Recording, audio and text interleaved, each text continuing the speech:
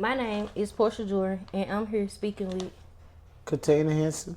on September the 8th, 2023. Do I have your permission to record this interview? Yes. Can you please spell your name as you would like it to appear in this project? Cotina Henson. Tell me about yourself, Miss Henson. I'm a very loving, caring person. I care about my kids. I want this community to stop doing what they're doing about this killing, all this gun violence. I'm really righteous, not from here. I love Jackson, but something got to give, because it do not make any sense. If you don't love your mother, your children, you don't love your mother and your children, you're doing all this. Can you tell me something that makes you unique? I'm very unique. I do things with my kids.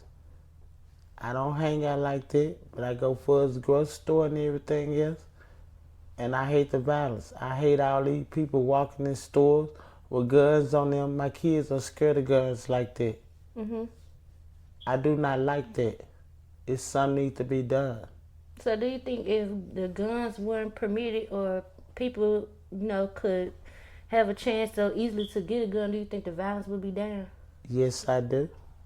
Okay. And it's because this gun show, these people letting people get guns without permission. Everybody get guns, they sell them on the street. I know you can't stop the streets from selling them, but there's something can be did about all this violence going on around here. If you don't mind me asking, how old are you? 51. Can you tell me about how and where you grew up at? I grew up in Philadelphia, Mississippi. We didn't never have to worry about this when I was coming up. We can go do what we want to do. We were just worried about getting back to the house on time and on time. All this violent stuff, we didn't worry about that back then. It was not like that. Who raised you, and can you describe to me how did they raise you? My mother died when I was 9 years old. My oldest sister raised me. She raised me in the church. So do you think the church played a big part of how the outcome came? Yes, for me. I don't know about the rest, because some of my friends, they went to church, but I don't know how it turned out on them, but it didn't turn out on me. Thank God for Jesus. What was it like where you grew up at, and can you compare that to Jackson?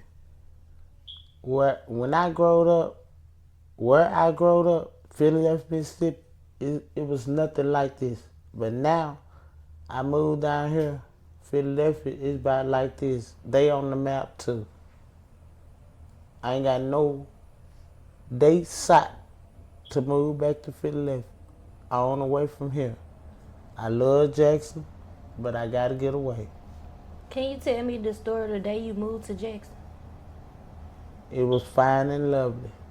September 3rd, 2011.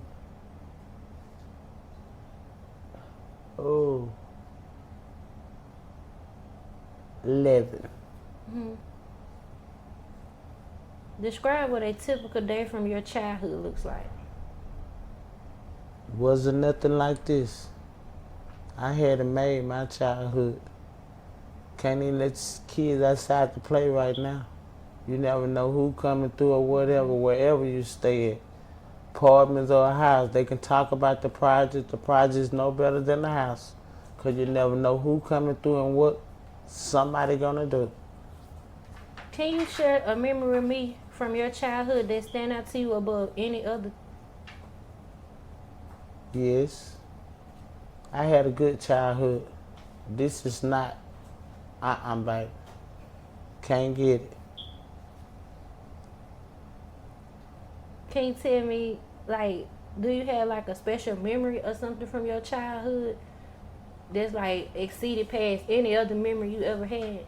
I can ride my roller skates, ride my bike up and down the road, and worry about no gunshots, then worry about none of that.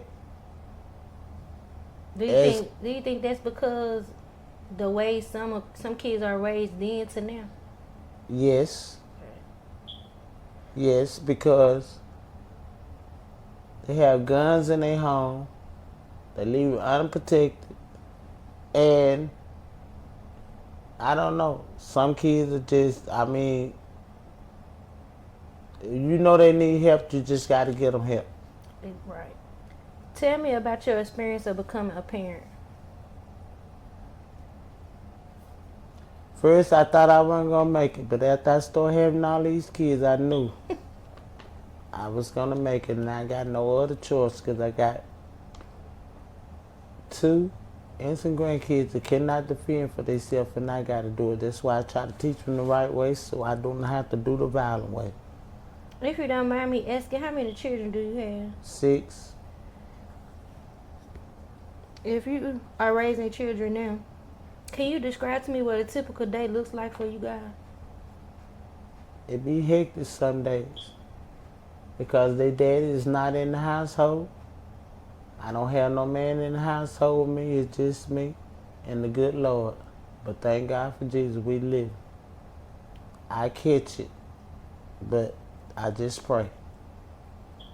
If you could describe to me your role as a parent. I'm a good role model because I do not, whatever I do not try to let it reflect on my kids. Whatever I do, they see me smoking a cigarette, I tell them this is something that you do not do. And who was your support system as you raised your children?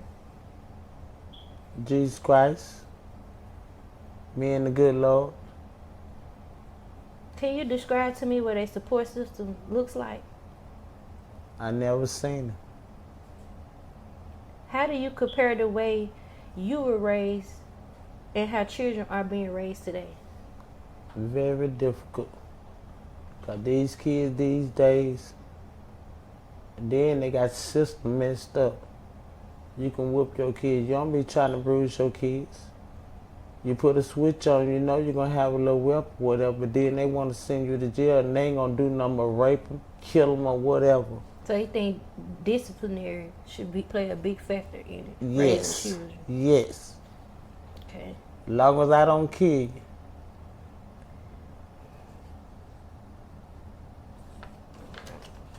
Can you paint a picture of the neighborhood you live in? I can't even paint, but I can talk about it. That's fine.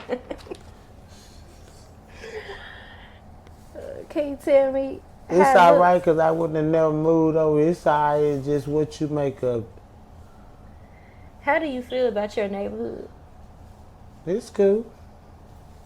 It's cool. Because I got to have somewhere for my kids to stay. It's cool. I stay to myself and I let people be and I be. How do you think the neighborhood you live in affects your ability to raise children? Because they don't put gates up and they never open or close like that. Anybody can get in and out of here. So, yeah, but it's cool. It's all right because it ain't who you know, it's what you know. Because I'm going to stop them if I can help it. What are some ways that you have adapted for the challenges for your kids to be raised in your community? Wherever you stay, people stop coming in and out with guns like that. If you got guns like that, keep it in the household. I mean, if you got a problem with people staying, you ain't got to stay in your house, but just like walking in these stores with these big guns on you and all that, that is not even approved. You already got it on the store door, so they violate it. Mm-hmm. Let them come up in there and then got ski masks on and stuff. You never know. If you could paint a picture of your ideal community for raising children, what would that look like? A manch and away from here, Jackson, Mississippi. So do you think kids, if they weren't in Jackson, they have a better chance at life? No, it's going to be the same either where you go. It's just what you do and how you do it. What are your hopes for the children in your community? A better life. All this gun violence and stuff, 'cause a lot of kids don't deserve what's going on around here. Innocent kids. Hmm. Is there anything you like to add that I didn't ask you about today? Can't take weed out of here. Now, 'cause I basically done said what I had to say. The gun violence. How do you predict that parents will be raising children in the generations to come? Some will be alright and some I don't know. They just gonna be hoping. Like, do you think the future has the kids in the generations to come? Do you think they have a better chance than the children now? Or do you think it'll be different? It's gonna be different.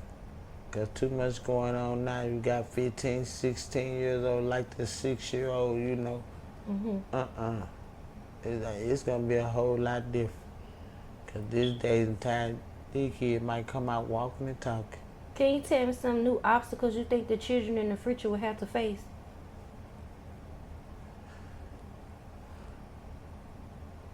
Gun violence. Gun violence. Them guns.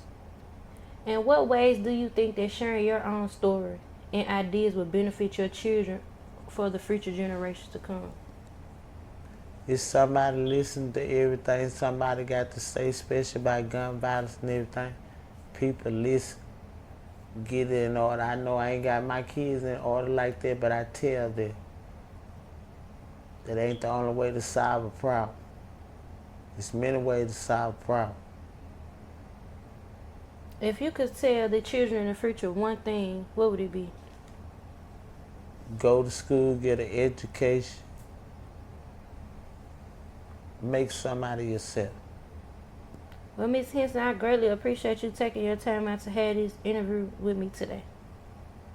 Thank you, Miss Jordan.